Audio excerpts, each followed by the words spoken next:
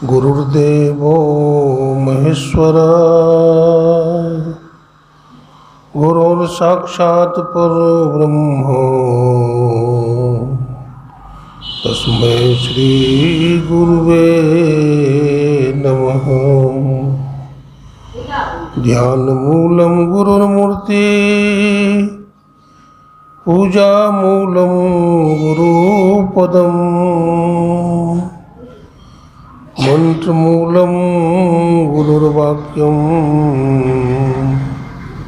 मोक्षमूलं गुरुकृपा। सहना भवतु सहनौ भुनक्तु सह वीर्यं करवावहै तेजस्विनावधीतमस्तु मा विद्विषावहै। ओम शांति शांति शांति। बोलिए प्रेम से श्री सद्गुरु महाराज की। अव्यक्त रूप में अनंत श्री विभूषित त्रैलोक पावन विश्ववंद्य जगदाधार कण कण में विराजमान परमाराध्य ब्रह्मलीन गुरुदेव के त्रैलोक पावन पाद पद्मों में कोटि कोटि नमन। गुरुदेव के मस्तिष्क स्वरूप ब्रह्मलीन पूज्यपाद महर्षि संसवी परमहंस जी महाराज, उनके हृदय स्वरूप पूज्यपाद ब्रह्मलीन महर्षि साई स्वामी जी महाराज तथा संत मत के वर्तमान आचार्य महर्षि हरिनंदन परमहंस जी महाराज के चरण कमलों में कोटि कोटि नमन, कोटि कोटि प्रणाम। हमारे आदरणीय श्रद्धेय श्री कपिल बाबू और हमारे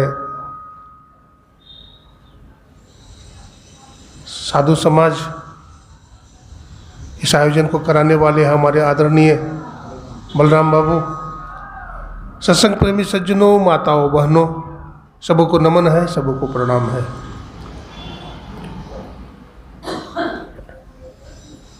जैसा कि सुन रहे थे कि बहुत बड़े विद्वान हैं, हम कोई विद्वान नहीं हैं, हम तो चलता फिरता आदमी हैं। गुरु महाराज की कृपा है, सत्संग में आ गए हैं, इससे हमारा भी बहुत बड़ा भाग्य है। देखिए, एक वक्ता होता है, दूसरा श्रोता होता है। श्रोता का तो बड़ा भाग्य है, लेकिन वक्ता का भी बड़ा भाग्य है,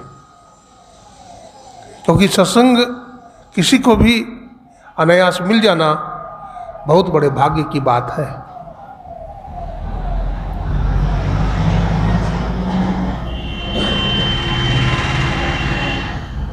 हम सबों को मानव का शरीर मिला हुआ है, इसलिए हम लोग क्या है, बच्चों को शांत रखिए। हम लोगों को मानव का शरीर मिला हुआ है, इसलिए हम लोग बड़े भाग्यशाली हैं।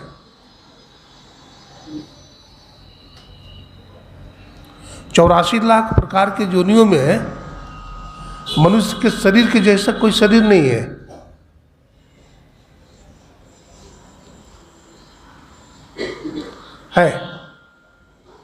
ऐसा कोई शरीर नहीं है। अभी हमारे पूर्ववक्ता से सुन रहे थे, मनुष्य ही कोई डॉक्टर बनता है, कोई इंजीनियर बनता है, कोई वकील बनता है, कोई वैज्ञानिक बनता है, कोई संत बनता है, लेकिन कोई हाथी, घोड़ा, गाय, बैल बनेगा? नहीं बन सकता है। उसमें गुण नहीं है, ये सामर्थ्य नहीं है, वो भोग जोनी है। क्या है? भोग जोनी है। 84 लाख प्रकार के योनियों में केवल मनुष्य ही कर्मजोनी है। कर्मजोनी का मतलब हुआ कि हम सत्संग कर सकते हैं, हम ध्यान कर सकते हैं, हम गुरु की भक्ति कर सकते हैं और हम परमात्मा को प्राप्त कर सकते हैं। ये सामर्थ्य केवल मनुष्य के शरीर में है, देवी देवता में भी नहीं है। इसलिए देवी देवता का शरीर भी क्या है, भोग जोनी का है। वो भी चाहते हैं कि हमको मनुष्य का शरीर मिल जाता ताकि मैं ईश्वर की भक्ति करता, ईश्वर का भजन करता।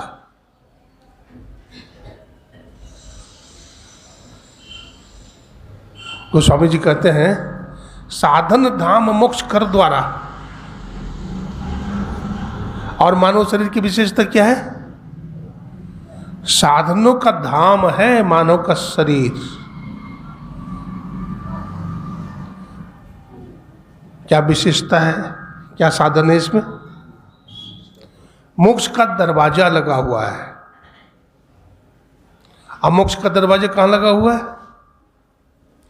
दोनों आंखों के बीच में, दोनों भवों के बीच में जो ये खाली जगह है ना, यहाँ उसको आज्ञा चक्र कहते हैं। वहां पर ये दरवाजा है बाहर निकलने का। मनुष्य योग साधन करके वहां से बाहर निकल सकता है। कहां तक जा सकता है? परमात्मा तक जा सकता है। ये रास्ता बाहर का नहीं है। राहें गई है बड़ी झीनी है साधो नैन नगर से। तो जो रास्ता नैन के नगर से गया हुआ है, ये कोई बाहरी रास्ता नहीं है, ये गुरुगम्य है। ये क्या है? कम करिए, गुरुगम्य है। इसलिए व्यक्ति को चाहिए संत सदगुरु के पास जाए और उनसे प्रार्थना करें कि हे गुरुदेव, हमको अध्यात्म विद्या बतलाइए, हमको ब्रह्म ज्ञान दीजिए, हमको तत्व ज्ञान बताइए, ताकि हम संसार के दुखों से छूट जाए, आवागमन के चक्र से छूट जाए।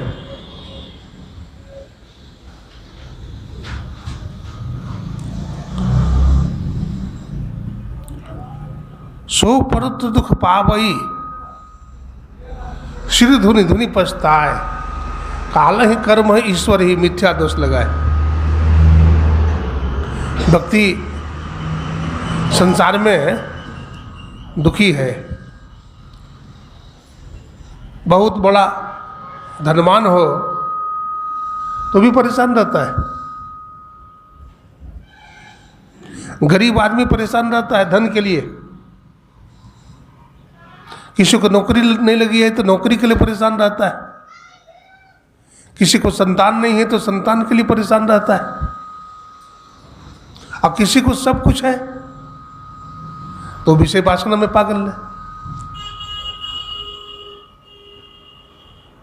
कबीर साहब से पूछा कि बाबा आप बतलाइए इस संसार में कोई सुखी है? तो कबीर साहब ने क्या कहा? तनधर सुखिया कोई न देखा, जो देखा सो दुखिया हो। उदय अस्त की बात का तो हो, सबका किया विवेका हो। घाटे बाढ़े सब जग दुखिया, क्या गिरही बैरागी हो। सब जग दुखिया है। तो कहा बाबा कोई सुखी नहीं है? तो कबीर साहब ने कहा संत सुखी मन जीती हो। इस संसार में सुखी कौन है? संत सुखी है, संत। और संत किनको कहते हैं? जिन्होंने ईश्वर को जान लिया है, उनको कहते हैं संत। तो संत ही मात्र सुखी हैं, बाकी सब दुखी हैं।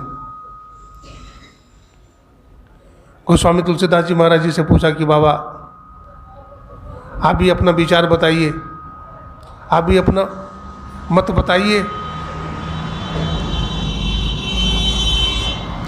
तो गोस्वामी जी क्या कहते हैं? धनहीन कहे धनवान सुखी, धनवान कहे सुख राजा को भारी, राजा कहे महाराजा सुखी, अब महाराजा कहे इंद्र को सुख भारी, इंद्र कहे ब्रह्मा सुखी, अब ब्रह्मा कहे विष्णु को सुख भारी। तुलसीदास विचार कहे हरिनाम बिना सब जीव दुखारी। हरि नाम के बिना, भगवत भजन के बिना सब जीव दुखी है। तो दोनों एक ही बात बोल दिए, भजन के बिना सारा संसार दुखी है। और ये मानव का शरीर मिला है भजन करने के लिए। बाबा गोरखनाथ जी महाराज से पूछा कि आप अपना विचार बताइए, तो क्या कहते हैं? नाथ कहे यह नर्तन है प्रभु पाने के लिए। क्या कहते हैं?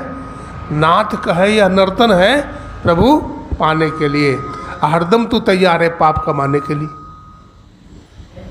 कुछ तो समय निकाल हरि गुण गाने के लिए। भाई आगे कहते हैं, गर्भवास में कौल किया था नाम जपूंगा मैं तेरा, और इस झूठी दुनिया में आकर नाम भूल गया मैं तेरा। ऋषि मुनि सब आते हैं समझाने के लिए, और जग में आकर भूल गया सुख पाने के लिए। जब लगी तेल दिए में बाती, जगमग जगमग हो रहा, और जल गई तेल लिपट गई बाती, ले चल हो रहा। चार जने मिलाते हैं ले जाने के लिए, कुछ तो समय निकाल हरि गुण गाने के लिए।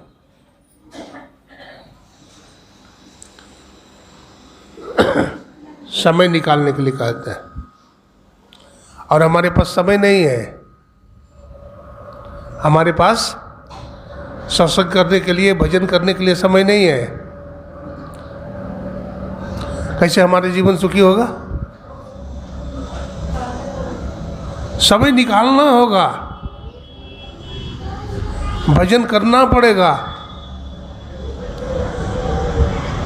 अच्छा, कोई बीमार हो गया हो, ठीक है, असाध्य रोग पकड़ लिया हो, वैद्य के पास गया हो, अब वैद्य ने उसको दवा दे दिया, कड़वी दवा दिया है। अब कड़वी दवा जैसे ही मुंह में लगाता है तो उल्टी कर देता है। वो ठीक होगा? ठीक नहीं हो सकेगा। कड़वी दवा को पीना पड़ेगा। अब कड़वी दवा जब पी जाएगा तो क्या होगा? असाध्य रोग भी ठीक हो जाएगा।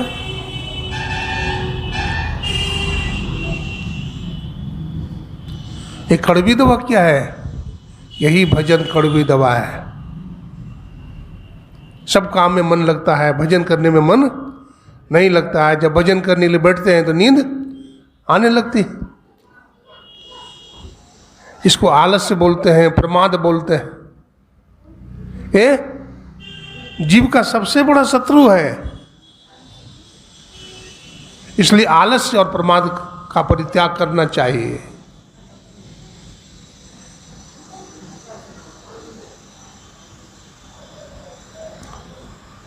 ये मानव के शरीर को संत लोग कहते हैं कि क्या है? कहते नाव है। नरतन भव बारिद कर बेरो, और सन्मुख मरुत अनुग्रह मेरो।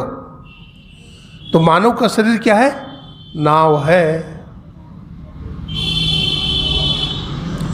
और मरुत मने हवा।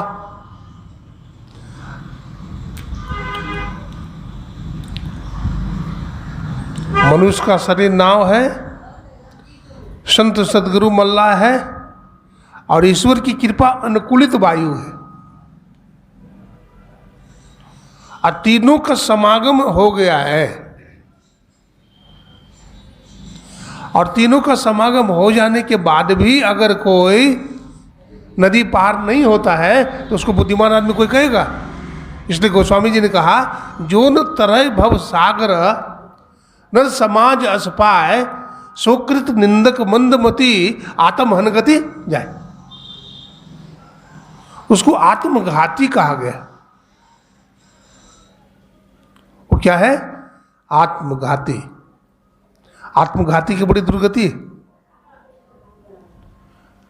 आप सुने होंगे, शास्त्र पढ़े होंगे, कुछ लोग विष पी करके मर जाते हैं, कुछ लोग फांसी लगा के मर जाते हैं, कुछ लोग नदी में कूद करके मर जाते हैं। ये आत्मघाती लोग हैं। वो जानते कौन क्या बनता है? जो विष खा करके मर जाता है भूत बन जाता है। कबीर साहब कहते हैं, दीवाने मन भजन बिना दुख पई हो। अरे दीवाने मन, भजन के बिना दुख उठाना पड़ेगा। अब भूत जोनी बड़ी खराब जोनी है, बहुत दुखदायनी है, बहुत दुख होता है। कबीर साहब कहते हैं, पहला जन्म भूत का पई हो। पहला जन्म भूत का मिलेगा। भूत का शरीर कैसा होता है जानते हैं? मुंह होता है छोटा और पेट बड़ा होता है। पेट भरेगा उसका? पेट नहीं भरता है। इसलिए भूत जो है परेशान रहता है, तड़पते रहता है भूख प्यासे। अब खाता क्या है भूत जानते हैं? भूत क्या खाता है? पैखाना। अब पानी क्या पीता है? पेशाब। अब बताइए, पेशाब पानी पीता है, अब खाता है पैखाना। कैसे निकृष्ट जो नहीं है। अगर आपको भूती बनना है, हाँ, तो आप भजन करना बंद कर दीजिए, सत्संग करना छोड़ दीजिए, आप भूते बन जाएंगे। आप भजन भक्ति सत्संग छोड़ दीजिए, सत्कर्म छोड़ दीजिए, तो आप भूती बनेंगे और आपको वही खाना पड़ेगा।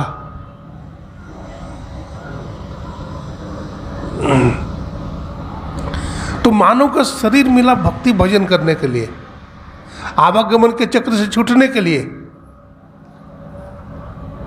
और हम लोग बोझ ले लेते हैं।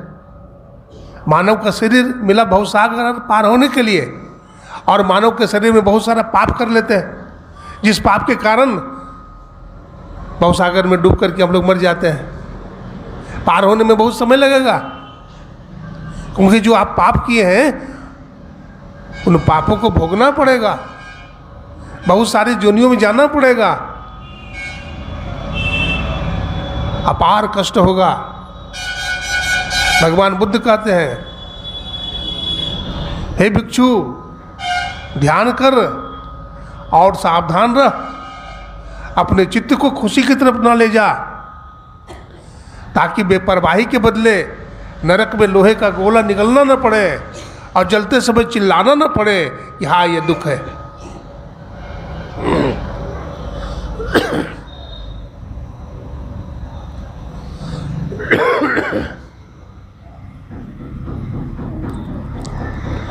मरते समय में जीव की बड़ी दुर्गति होती है, जानते हैं कितना दर्द होता है। एक कवि ने लिखा है, एक आदमी को 10,000 बिच्छू डंक मार ले एक बार, कितना दर्द होगा? एक बिच्छू जब डंक मारता है तो आदमी का होश उड़ जाता है, और 10,000 बिच्छू डंक मारेगा तो बुरा हाल होगा।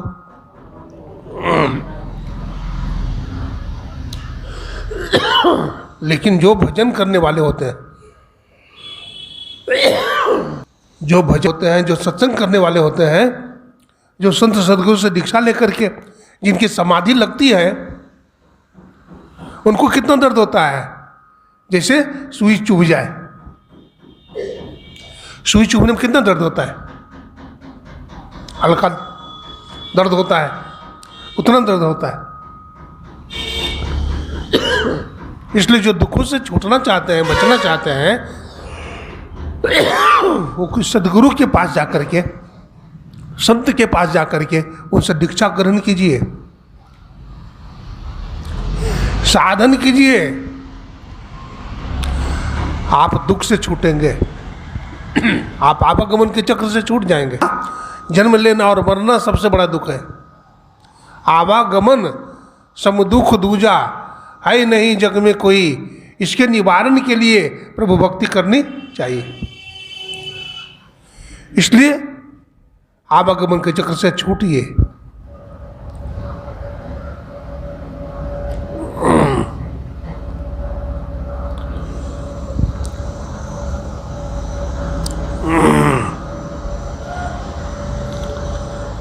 तो मानव का जो शरीर है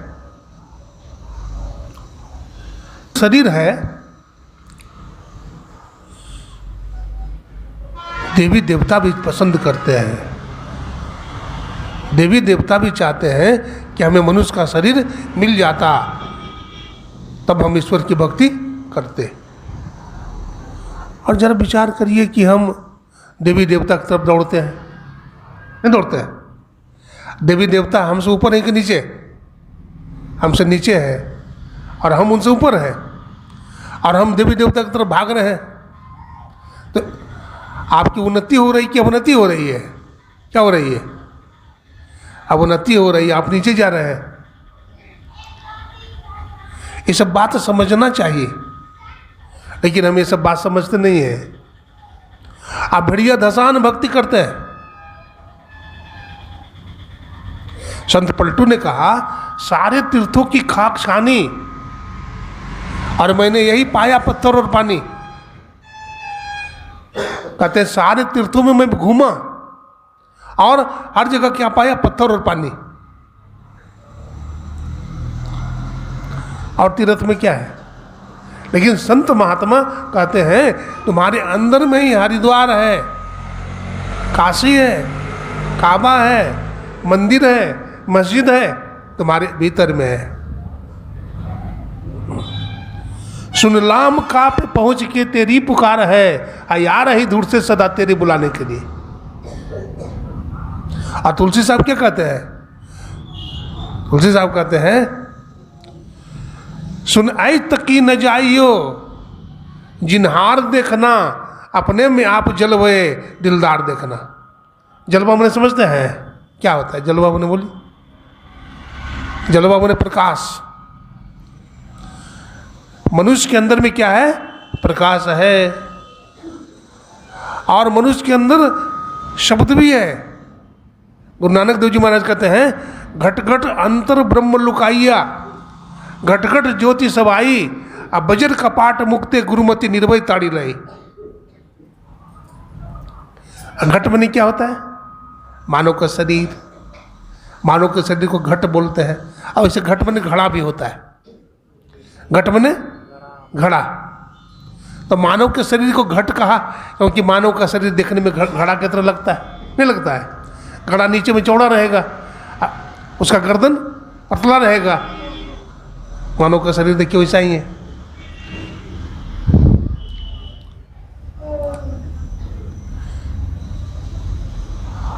आगे लिखते हैं, सत सत आकाशा सत सत पाताला।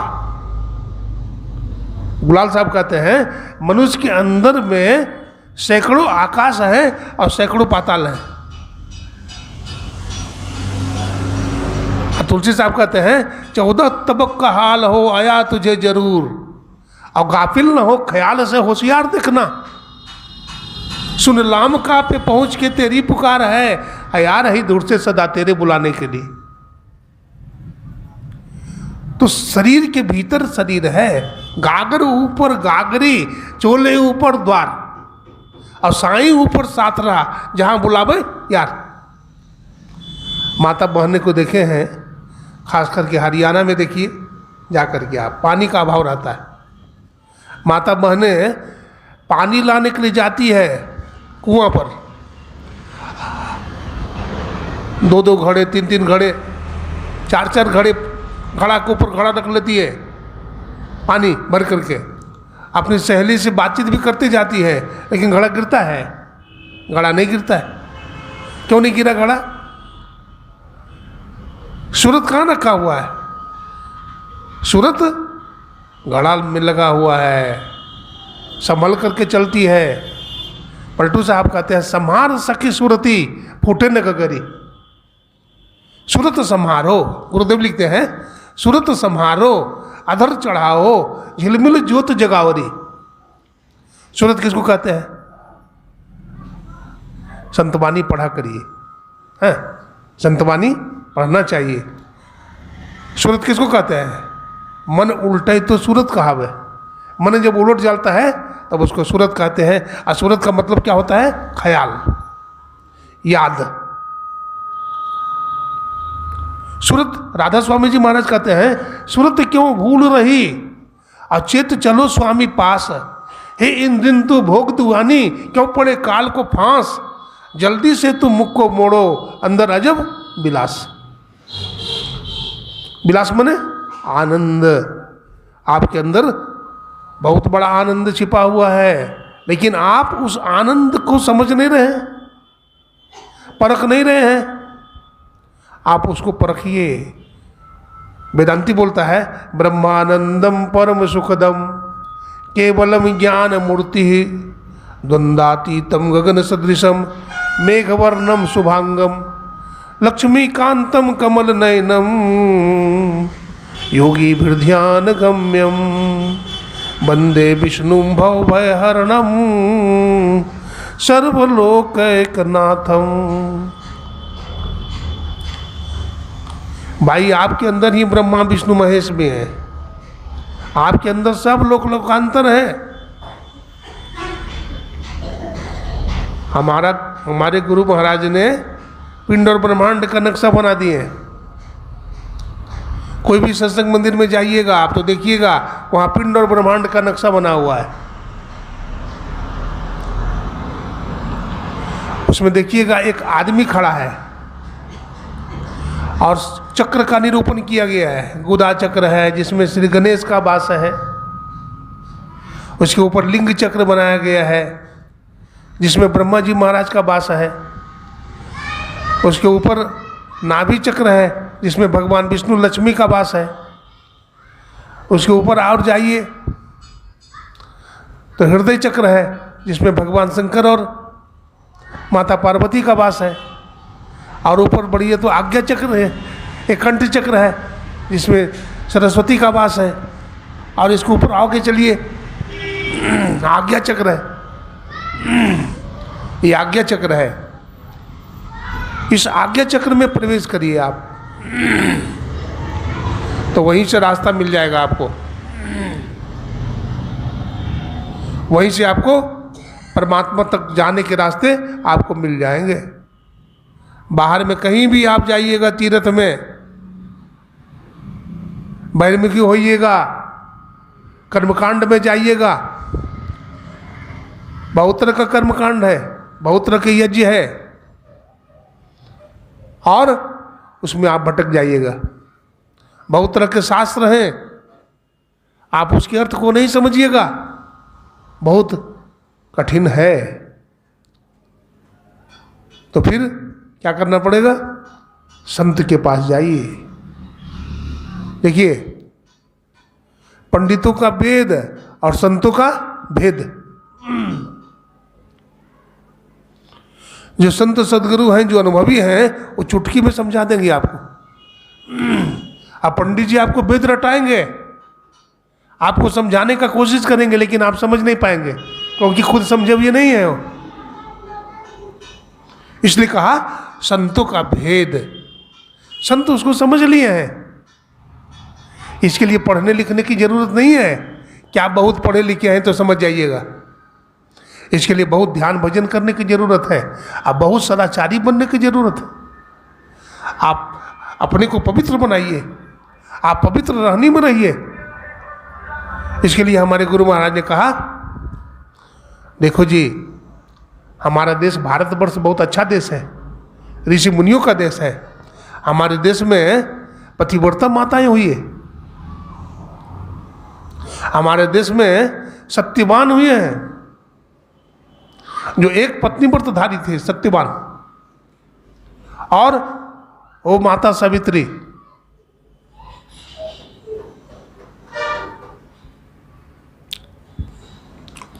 बहुतों हैं, माता लक्ष्मी, ब्रह्मानी जी, माता पार्वती, ये सब पतिव्रता नारी है।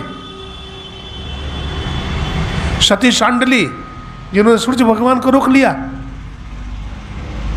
तो हमारा देश सतियों और जतियों का देश है। ऐसा देश दुनिया में नहीं है। सुभाष चंद्र बोस जब अमेरिका गए थे तो जब भारत में आए, स्टीमर से उतरे तो स्टीमर पर से कूद गए धरती पर और धरती को चाटने लगे। कहा अब हम अपनी माँ की गोद में आ गए हैं, अब हम अपनी माँ के गोद में आ गए हैं, धन्य हो माँ, ऐसा देश दुनिया में नहीं है। अब तुम्हारे गोद में हमको शांति मिली है। स्वामी विवेकानंद जी महाराज के पास एक युवक गया, बोला महाराज हमको गीता का ज्ञान दीजिए, अध्यात्म ज्ञान दीजिए। तो स्वामी विवेकानंद जी महाराज ने कहा देखो जी,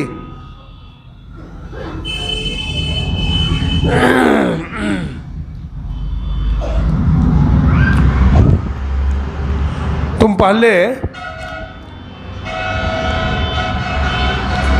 सेवा करो। बोला महाराज सेवा की क्या जरूरत है? भजन भाव करने के लिए कहते तो कोई बात भी था। तुम पहले फुटबॉल खेलो। बोलो फुटबॉल खेलने की क्या जरूरत है? बोला गीता को कोई कायर व्यक्ति नहीं समझ सकता, उसके लिए बहादुर होना चाहिए, बहादुर हृदय होना चाहिए।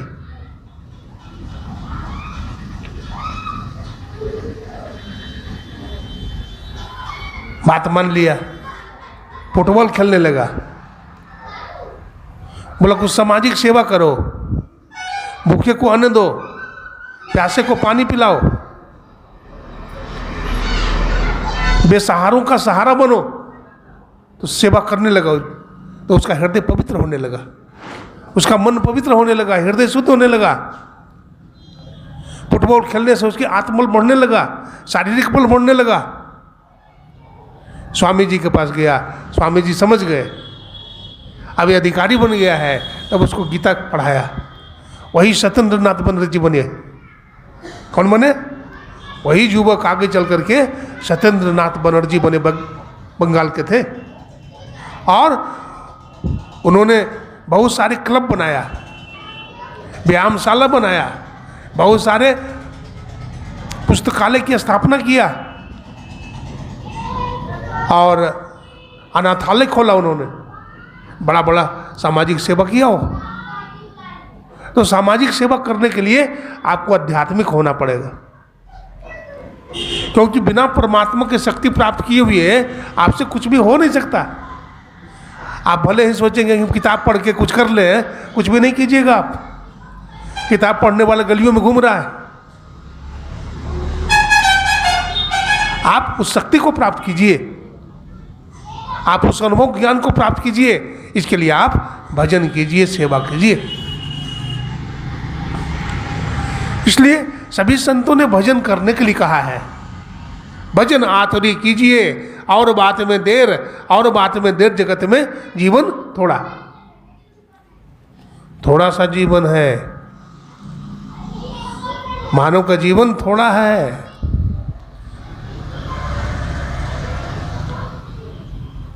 कब शरीर छूट जाएगा कुछ पता नहीं है।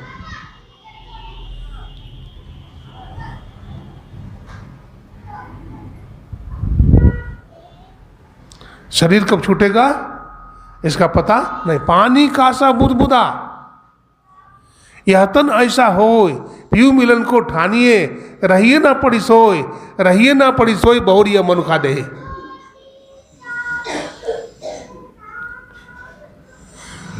हमें सुख आनंद कैसे मिलेगा?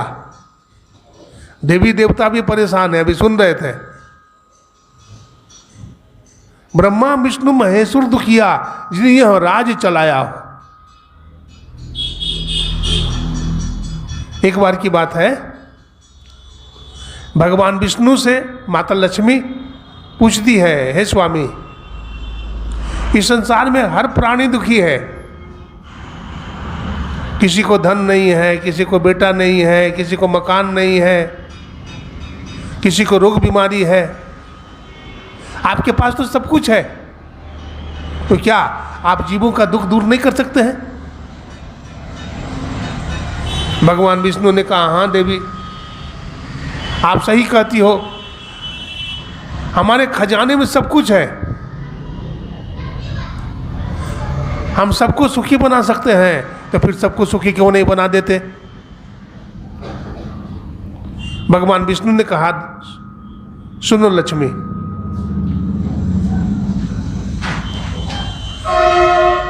हमारा जो खजाना है ना, तुम ले लो और चले जाओ समाज में, जिनको जिस वस्तु की जरूरत है तुम उसको दे देना। भगवान विष्णु का खजाना जो है, बोले ठीक है, हम ले जाते हैं, जिसको जिस वस्तु की जरूरत होगी हम दे देंगे। भगवान विष्णु चुपके से क्या करते हैं, उस टोकरी में से एक चीज निकाल लेते हैं और अपने पॉकेट में रख लेते हैं। माता लक्ष्मी को पता नहीं चला, बुद्धिमानी से निकाल लिया। माता लक्ष्मी टोकरी सिर पर उठाती है और चली जाती है नगर में, गांव में। वहां लोग से पूछती है, तुम्हें क्या चाहिए? किसी को धन नहीं है तो धन दे देती थी, किसी को बेटा नहीं है तो बेटा दे देती थी, किसी को रोग बीमारी है तो दवा दे देती थी।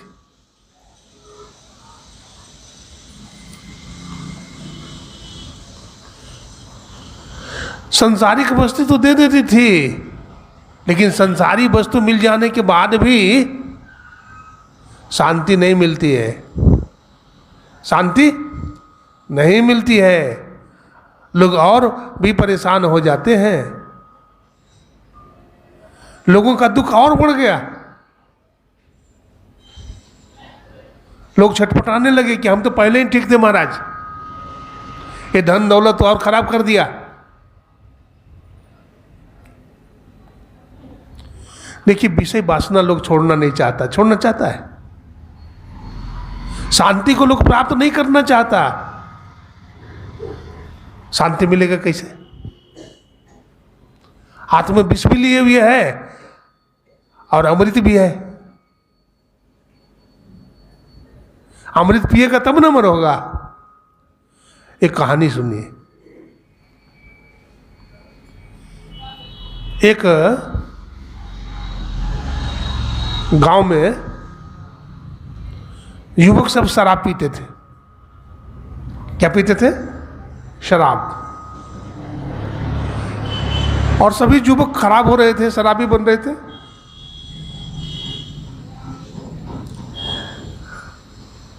तो सभी गार्जियन ने जाकर के कहा मुखिया जी से कि महाराज आप ही समझाइए, हम लोग तो समझाते समझाते परेशान हो गए, सुनता नहीं है युवक, सब सारा युवक खराब हो रहा है,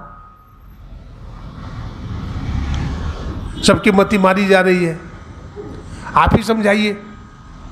तो मुखिया जी थोड़े दबंग थे, तो मुखिया जी गए, युवकों को बुलाया, समझाया कि देखो जी, तुम लोग ऐसा करते हो ठीक नहीं है, तुम लोग शराब पीते हो और सभी युवकों को बहकाते हो, उसको शराबी बनाते हो, जुआरी बनाते हो, ये उचित नहीं है, छोड़ दो। सभी युवक इकट्ठे हो गए, बोला अब क्या करें? अब तो मुखिया जी पीछे लग गए। इस तरह से एक दिन, 2 दिन, महीना दिन मुखिया आ करके समझावे। तो एक दिन सब युवक इकट्ठा हो गया और मुखिया जी से कहा, मुखिया जी हम आपकी बात मान लेंगे, हम सब शराब पीना छोड़ देंगे, लेकिन हमारी भी एक बात मान लीजिए आप। बोले कहो, क्या बात है? तो मुखिया ने कहा, मुखिया से कहा युवक सब ने कि महाराज हमारे कहने से आप एक दिन शराब पी लीजिए। कहा रे, शराब पीने की बात करते हो, मैं कभी नहीं पीऊँगा, मैं शराब ज़िंदगी में कभी नहीं पिया। बोला महाराज एक दिन पी जाइए ना, आप तो पढ़े लिखे हैं। अरे आपके एक दिन पीने से हम सारे युवक सुधर जाएंगे? आपको एक दिन पीने से क्या होगा? मुखिया जी पढ़े लिखे थे, समझदार थे, बोला चलो पी लेंगे जाओ। तो एक युवक के कहने से मुखिया जी एक दिन दारू पी लिए। दूसरा दिन सब इकट्ठा हुए, तो दूसरा युवक ने कहा मुखिया जी आज हमारी बात भी मान लीजिए, आज हमारे कहने से पी लीजिए। तो मुखिया जी के कहने से दूसरा दिन भी पी लिया मुखिया। इससे तो तीसरा युवक ने कहा आज हमारी बात मान लीजिए, तीसरा दिन भी पी लिया। महीनों भर पीते रहे। अब एक महीना के बाद सब युवक इकट्ठे हो गए और चले गए मुखिया जी के पास कि मुखिया जी आज हम लोग एक मत हो गए हैं, आज हम लोग शराब पीना सब छोड़ देंगे, आपका क्या विचार है? तो मुखिया जी कहते हैं भाई तुम्हें छोड़ना है तो छोड़ दो, लेकिन अब हमसे शराब पीना नहीं छूटेगा, अब हमसे शराब पीना नहीं छूटेगा, मैं आदी हो गया हूं। तो शराब पीते पीते लोग आदी हो जाते हैं, विषय वासना भोगते भोगते भी आदमी आदी हो जाते हैं, छूटता नहीं है। विषय वासना छूटे तो मन से, नाहक नर बैराग करे रे। विषय वासना नहीं छूटता है, खैनी खाना नहीं छूटता है, खैनी खाना छूटता है, खैनी खाना नहीं छूटता, सिगरेट पीना नहीं छूटता है। लेकिन हाँ, जब डॉक्टर बोल देता है कि महाराज खैनी खाने से कैंसर हो गया, एक लड़का को कैंसर हो गया, खैनी खाता था, गुटखा खाता था, गला में कैंसर, ओठ में कैंसर, डॉक्टर ने बोल दिया, तब डर के मारे उन्होंने छोड़ दिया। डरिए परमात्मा से, डरिए, डर करनी डर परम गुरु, डर पारस डर सार, डरत रहे तो उबरे, गाफिल खावे मार। कबीर साहब कहते हैं भाई मार खाना पड़ेगा, इसलिए जो ऐब है उसको छोड़ना पड़ेगा तुम्हें। इन ऐबों को क्या करिए, छोड़िए, सुखी हो जाइएगा। क्या होइएगा? सुखी हो जाइएगा। तो ये मानव शरीर बड़ा ही मूल्यवान है, इसको आबाद करना चाहिए, इस मानव जीवन को बर्बाद नहीं करना चाहिए।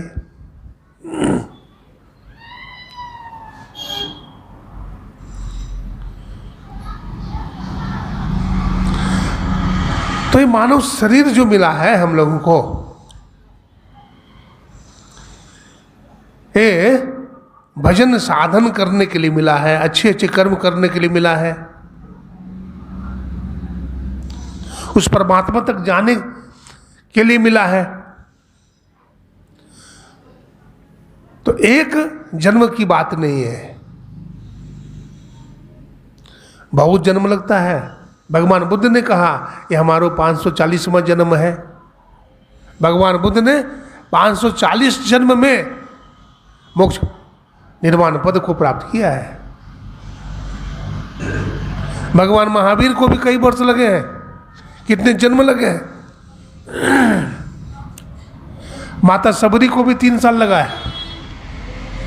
गुरु महाराज के माथे में 7 जटाएं थी, इसका मतलब ये था कि गुरु महाराज 7 जन्म के जोगी थे। तो 7 जन्म गुरु महाराज को भी लगा। जन्म जन्म मुनि जतन कराही, अंत राम मुख आवत नाहि। तो ये भक्ति का संस्कार कभी नाश नहीं होता है। कबीर साहब कहते हैं भक्ति बीज बिन सै नहीं, जो जुग जाए अनंत, ऊंच नीच घर जन्म ले, तबो संत को संत।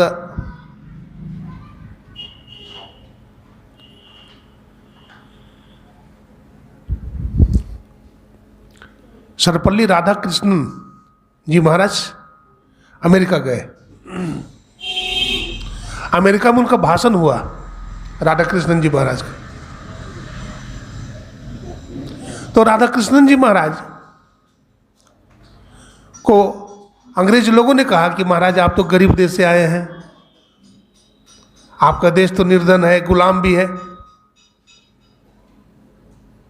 हमारा देश अमेरिका को देखिए, बड़ा विकसित देश है,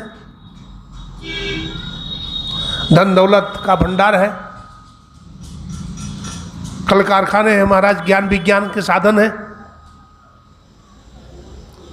आपका देश तो गुलाम है, आप तो गरीब हैं, नंगे भूखों का देश है आपका। सर्वपल्ली राधाकृष्णन ने कहा, जानते हैं, है अमेरिका के लोगों, तुम्हारा देश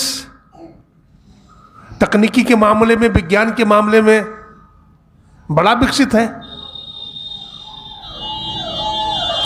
तुम्हारा देश बड़ा धनवान है,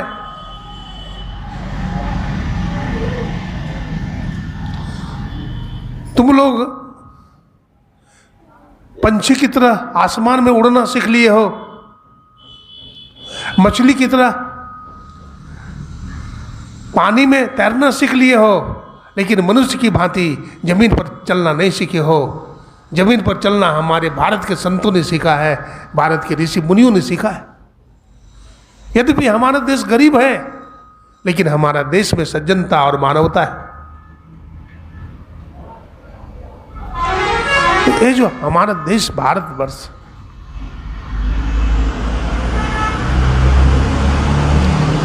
परमात्मा की कृपा है कि हमारा जन्म भारत में हुआ है।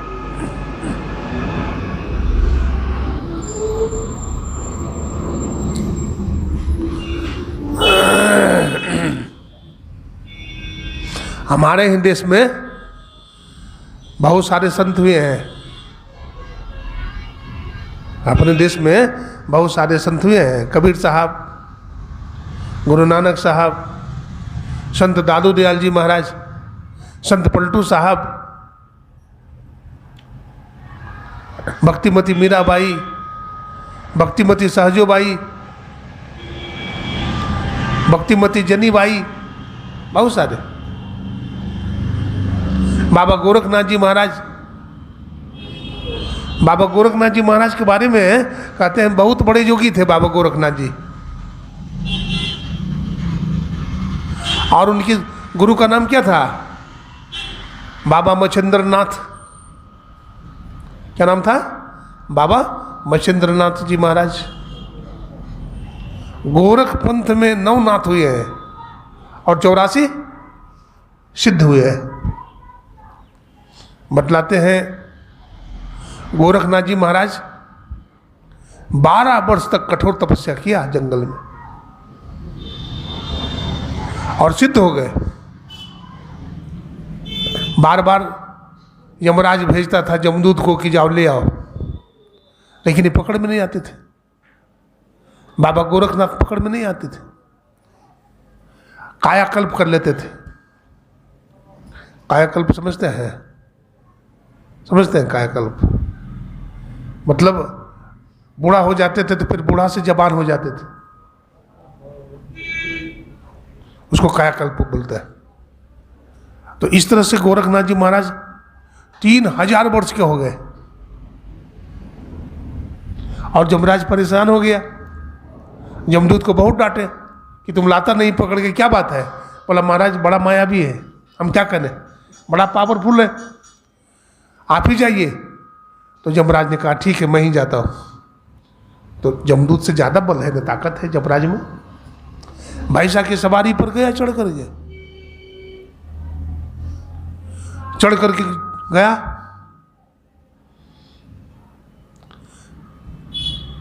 गोरखनाथ जी से कहा, गोरखनाथ जी महाराज उस समय सुबह का समय था, ब्रह्मुहूर्त का समय, और गंगा जी स्नान करने जा रहे थे। तो जमराज चिल्लाया, ओ गोरख ठहरो। तो गोरखनाथ तो भजन करते जा रहे थे, उनका मस्तक नीचे झुका हुआ था, अजपा चुप चल रहा था। देखिए संत महात्मा चलते हैं तो उनका नजर नीचे रहता है। अच्छा नजर नीचे क्यों रहता है समझते हैं?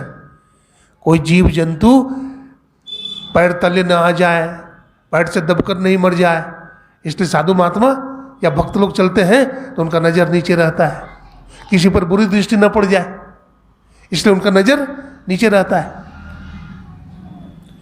जा रहे हैं, फिर चिल्लाया, ओ गोरख ठहरो।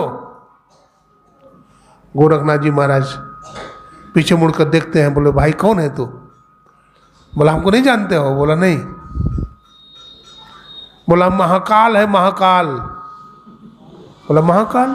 बोला हाँ। तुमको लेने के लिए आया हूं। बोला हमको लेने के लिए? बोला हाँ।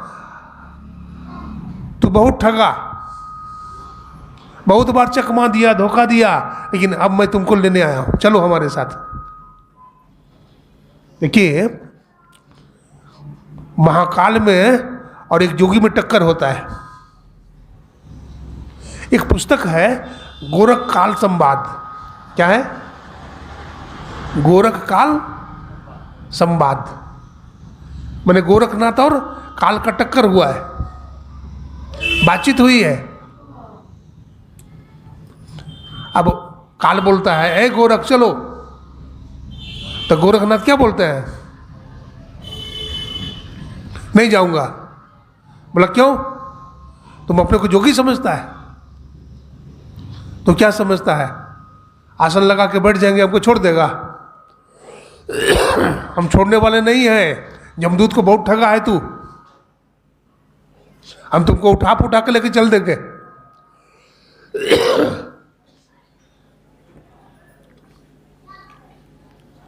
बोलता है तुम क्या समझते हो, हम आसन लगा के बैठ जाएंगे, हमको छोड़ देगा? कहा सुनो काल, तुम हमारा आसन क्या डिगाएगा? आसन मुक्ता, हमारा आसन मुक्त है।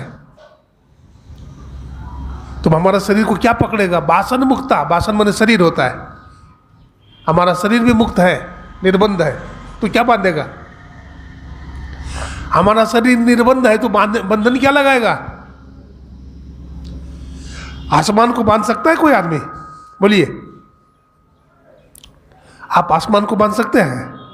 नहीं बांध सकते। तो कहा तू हमको क्या बांधेगा? आसन मुक्ता, बासन मुक्ता, हम भी मुक्ता, हम भी मुक्त है, और हमारे गुरु भी मुक्ता।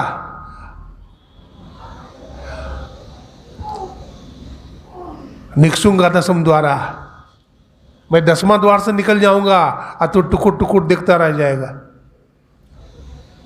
देखिए 9 दरवाजा तक यमराज की गति है, 10वां दरवाजे में नहीं है।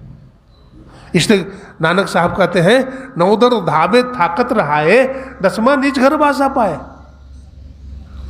9 दरवाजा में जीव थक जाता है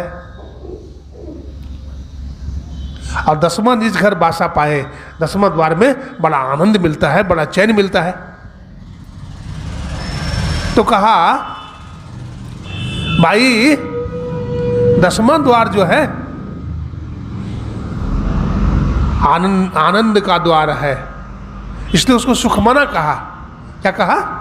सुखमना, उसमें सुख है। सुखमनिया में मोरी नजर लागी, सुखमनिया में मोरी नजर लागी, अगल बगल कहीं दृष्टि न डोले, अगल बगल कहीं दृष्टि न डोले, सन्मुख बिंदु पकड़ लागी, सुखमनिया में मोरी नजर लागी, सुखमनिया में मोरी नजर लागी। गुरु महाराज कहते हैं सुखमनिया में हमारी नजर लग गई, बड़ा सुख मिलता है, बड़ा चैन मिलता है, और सब दूर दुख भाग जाता है।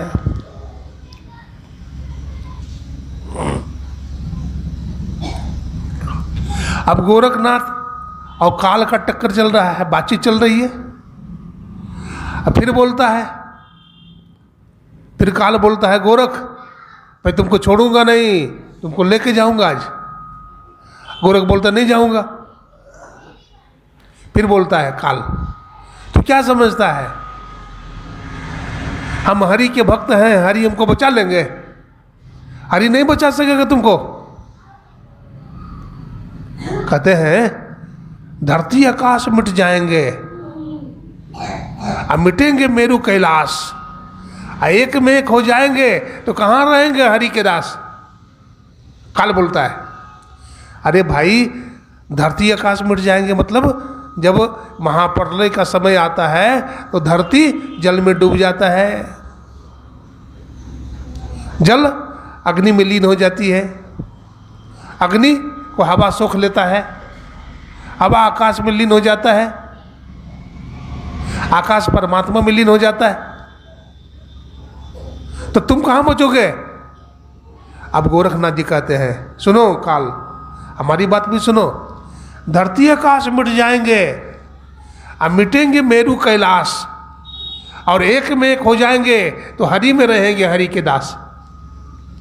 अरे हरि में हम समा जाएंगे, तू देखता रह जाएगा टुकुर टुकुर, तू देखता रह जाएगा। अब काल हार गया भाई, काल हार गया, गोरखनाथ के चरणों में गिर गया, बोला हे जिंदा जोगी, हे महाजोगी, मैं तुमसे हार गया, तू जीत गया, तुम्हारा जब मन होगा तब आना। देखिए मानव का शरीर मिला है और इससे आत्मा को जान लीजिए, परमात्मा की गोद में चले जाइए। ध्रुव जी महाराज थे ना, ध्रुव जी महाराज, तो ध्रुव जी महाराज को जब लेने के लिए आए ना जमराज, अरे विमान आया, विमान, देवी देवता विमान लाए, जमराज क्या आएगा? विमान आया देवी देवता लेकर के, जमराज नहीं आया। और विमान पर अब ध्रुव जी महाराज 5 साल के हैं ना, 5 साल की उम्र है, अब विमान बहुत लंबा चौड़ा है, तो विमान पर कैसे चढ़ेंगे वो? तो जमराज भी पीछे में खड़ा है, देवता लोग देखते हैं जमराज की तरफ, तो जमराज आज इशारा समझ लेता है। जमराज क्या करता है? अपना मस्तक नीचे झुकाता है, कहता महाराज, ध्रुव जी महाराज, हमारे माथा पर पैर रख करके आप रथ पर चढ़ जाइए। तो जमराज के माथा पर पैर रखते हैं ध्रुव जी और रथ पर जाकर के बैठ जाते हैं। बताइए जमराज के माथा पर हम पैर रखेंगे? आज जमराज हमको छोड़ देगा? अरे भाई जमराज को देखते ही तो थर थर कांपता है आदमी। लेकिन भक्त लोग जो देखिए जो भजन करते हैं, तो जमराज भी काल नवाबे माथा, काल नवाबे माथा, तो हम ऐसी करनी करें, ऐसा भजन करें कि काल भी माथा नवाबे।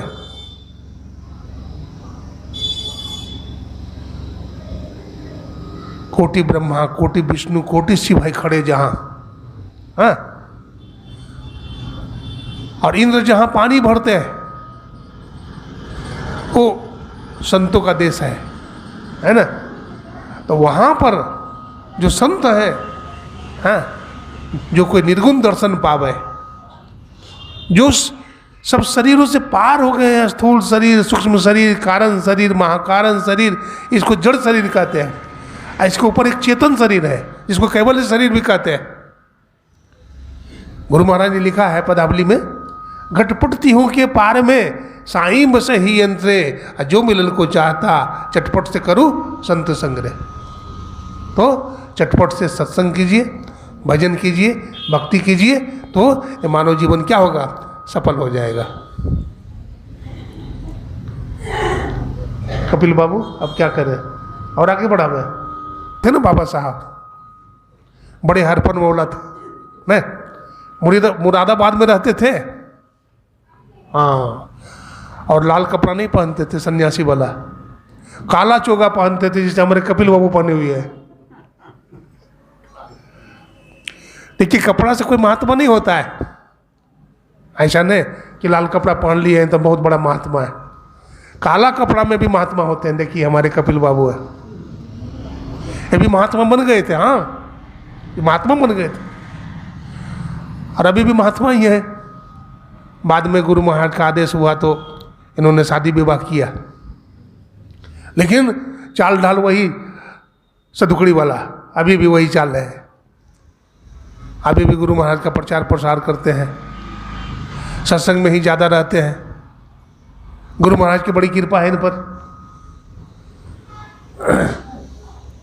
तो सुन रहे थे, ये मानव का शरीर हमें मिला हुआ है और मानव का शरीर पाकर के कुछ करना चाहिए, कुछ काम करके जाना। दुनिया से जाने वालों, जाते हैं रोज लाखों, बेकार खाने वालों। बड़े बड़े लोग चले जाते हैं, सिकंदर चला गया ना, पौरुष चला गया,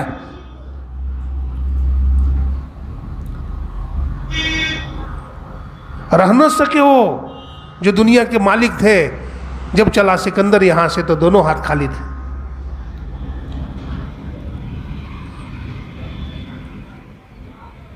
काम क्या करें, क्या काम करें? अपने आप को जाने, आत्मानम विद्धि। भगवान महावीर ने कहा अपनी आत्मा को जानिए आप। दूसरों को मारना हो तो बंदूक की जरूरत है, तोप की जरूरत है, मशीन गन की जरूरत है, बहुत बड़ी फौज की जरूरत है। अपने आप को मारना हो तब कौन सा फौज की जरूरत है? सुई काफी है। आप अपने को सुई के माध्यम से मार सकते हैं। सर्वपल्ली राधाकृष्णन जी महाराज ने कहा, nothing can be politically right which is morally wrong. जो नैतिकता के दृष्टिकोण से उचित नहीं है वो राजनीति के दृष्टिकोण से भी गलत होगा। हम अध्यात्म को समझे, हम अध्यात्म को समझे, हम अपने आप को समझे। हम कौन हैं, हम कहां से आए हैं और कहां चले जाएंगे। कहमा से जीव आइल, कबीर साहब ने कहा, कहमा से जीव आइल और कहमा समाइल हो, निर्गुण से हंस आइल और सरगुण समाइल हो। जीव कहां से आया है तो कहते निर्गुण से हंस आइल। और गुरु महाराज भी कहते इस बात को, तुम उतर पड़ियो तम माही। गुरु महाराज जी कहते हैं तुम उतर पड़ियो तम माही, पीव निःशब्द में, यही ते पड़ गई दूरी, चलो निःशब्द में।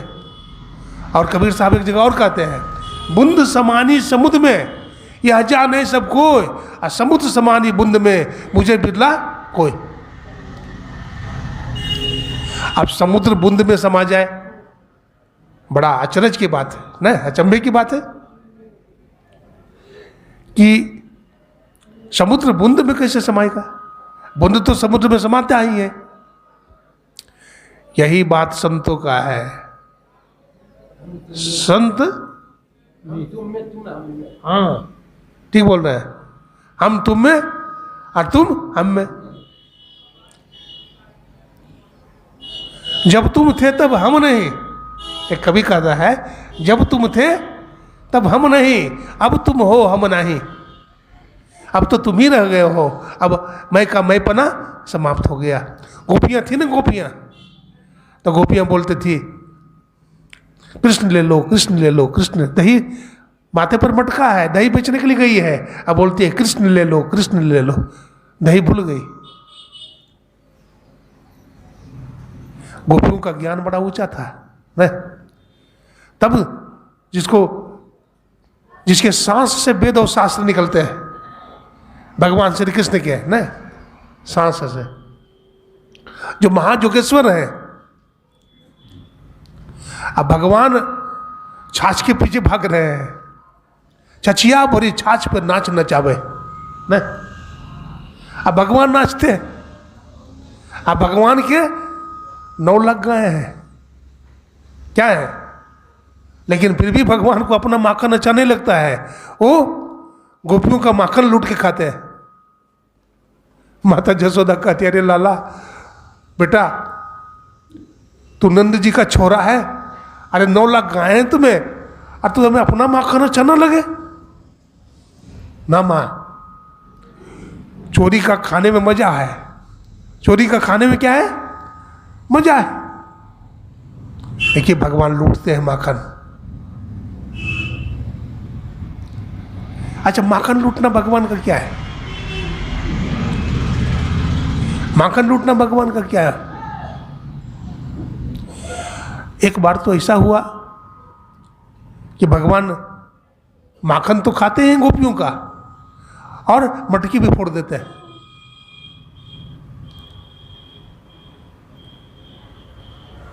माता जसोदा को शिकायत करने के लिए गई गोपियां, देखो लाल जसोदा, तुम्हारा लाला कितना शरारती है, माखन भी खा लेता है, मटकी भी फोड़ देता है और खाता ही नहीं है, खिलाता है, लुटाता है, बंदरों को भी लुटाता है। झुंड के झुंड आते हैं ग्वाल वाले, माखन लूट के चले जाते हैं, तुम मारती नहीं हो, तुम धमकाती नहीं हो। अच्छा डिबियो, आज मैं कन्हैया को बांधूंगी, मारूंगी, आज भर मोहलत दे दे। आज गुस्सा में है माता जसोदा, ठीक है। और कन्हैया उधर से आता है, माखन लूट करके अब पकड़ लेती है। लाला आज मैं बांधूंगी तुम्हें, गोपियां रस्सी लाओ। अब गोपियां रस्सी ला के देती है, रस्सी पर रस्सी, रस्सी पर रस्सी, रस्सी के ऊपर रस्सी। अब भगवान को बांधना चाहती है माता जसोदा, लेकिन भगवान बांध नहीं पाते हैं, भगवान को बांध नहीं पाती माता जसोदा। क्यों नहीं बांध पाती? 2 अंगुल छोटी पड़ जाती है, 2 अंगुल। ऐसा क्यों होता है? ऐसा इसलिए होता है कि जीव के अंदर अहंकार है और ममता है। जीव के अंदर क्या है? अहंकार है और ममता है, जिसका कारण जीव में द्वैत बना रहता है। जीव में द्वैत बना रहता है और द्वैतो भयम भवति, द्वैत में सदा भय रहता है, दुख रहता है, मृत्यु रहता है।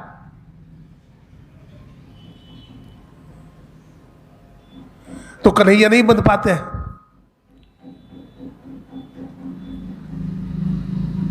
फिर कन्हैया सोचते हैं, अरे माता जसोदा बांधना चाहती है, हम नहीं बंध रहे हैं, तो माता जसोदा को कितना दुख होगा। माता जसोदा दौड़ रही है लाठी लेकर के कन्हैया को, और माता जसोदा का शरीर थोड़ा भारी है, हाथ में मोटा डंडा है, और कन्हैया खिलखिला के हंसते हुए भाग रहे हैं। और भागे तब तो कोई बात है, पीछे मुड़ करके भी देखते हैं कि मैया कहाँ तक आई, और खिलखिला के हंसते भी। भगवान जब थक गई ना माता जसोदा, तब कन्हैया सोचते हैं कि दुनिया वाले लोग क्या कहेंगे, ये कैसा भगवान है कि भक्त पकड़ना चाहता है, ये पकड़ में नहीं आता है। भगवान को भी तो लाज है। तो भगवान धीरे धीरे चलने लगते हैं। माता जसोदा डंडा फेंक देती है। ये डंडा क्या है? अहंकार है। जीव के पास अहंकार रूपी डंडा है, इसलिए भगवान पकड़ में नहीं आता है। तो अहंकार रूपी डंडा माता जसोदा जैसे फेंक देती है, हैं, भगवान रुक जाते हैं और माता जसोदा पकड़ लेती है और बांध देती है। हैं? हमारे गुरु महाराज भी कहते हैं, पाखंड अरु अहंकार तजी, निष्कपट हो अरु दीन हो, सब कुछ समर्पण कर गुरु की सेव करनी चाहिए। एक पाखंड और दूसरा अहंकार। अहंकार छोड़ दो भाई, हम बहुत बड़े, हम बहुत विद्वान, हम बहुत धनवान, हम बहुत सुंदर, हम बड़ा कीर्तिमान, ये अहंकार छोड़ दो। क्योंकि अहंकार आदमी, धर्मराज युधिष्ठिर से यक्ष ने पूछा था कि संसार में सबका प्रिय कौन होता है, तो किससे प्रश्न पूछा था? धर्मराज युधिष्ठिर से।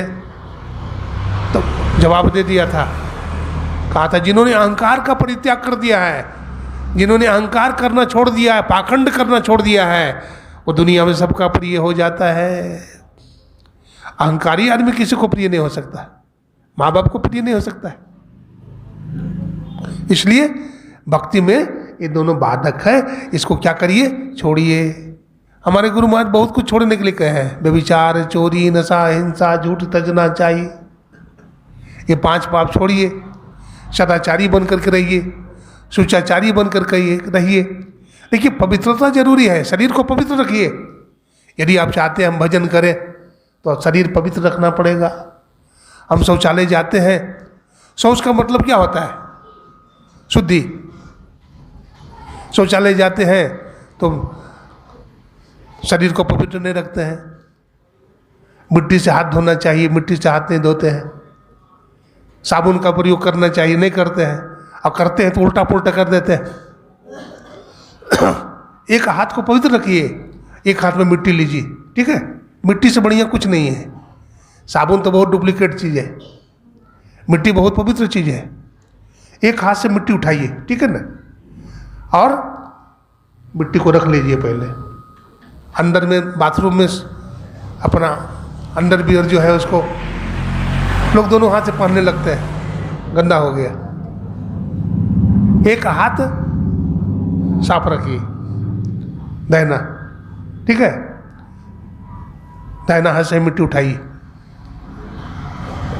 एक बार लगाइए, यहाँ तक धोए, फिर दूसरा बार लगाइए, फिर तीसरा बार लगाए, हैं, धोए, पैर धोए, कुल्ला किए, हैं, उसके बाद फिर कपड़ा अंदर का पहने। आपका शरीर पवित्र रहा, आपका शरीर अपवित्र नहीं हुआ। ये शुद्धि है। ये अगर शुद्धि रहेगा तो आपका भजन भी बनेगा, है ना? आपका भजन बनेगा तब।